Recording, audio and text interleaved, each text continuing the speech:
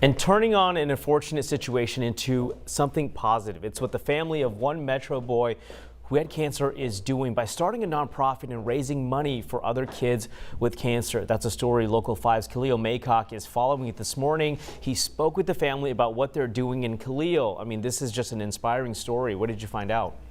Good morning, Chanu. And that family tells me after receiving so much support when their son had cancer, they wanted to do the same for others. And their way of showing support is through fundraising.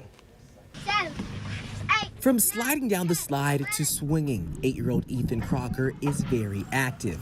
But last March, not so much. Around that time, he started complaining of stomach pains that wouldn't go away. We ended up at Blank Children's Hospital downtown with a diagnosis a few days later with Burkitt's lymphoma. Amber and Mark Crocker, his parents, say the diagnosis was a lot to deal with. Obviously, shock, concern. Mark says it was also shocking because his dad was diagnosed with the same thing 3 years earlier. And while in the hospital, Ethan admits it was a scary time. What's happening? What's going to happen? What ended up happening was Ethan had part of his colon removed, and doctors got to work to beat the cancer. I think he had maybe 5 or 6 different chemo treatments and then steroids, lots of nausea. In the span of 3 months, Ethan's parents say he spent 40 days in the hospital undergoing inpatient chemo that forced him to miss the end of last school year and his favorite subjects. Science, and seeing friends in recess. But his parents say it was all worth it because of this photo. He's in remission, he's back to being energetic, and he's back in school.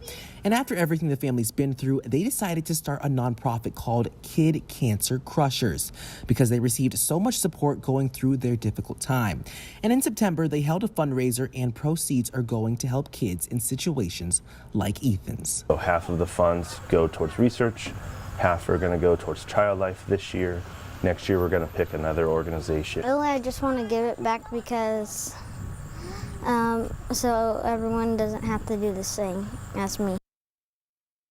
They plan on having multiple small fundraisers throughout the year to help them raise enough money for research and programs that help with kids going through cancer. And they're always accepting donations, so if you're interested in doing so, you can find more information on our website, weareiowa.com.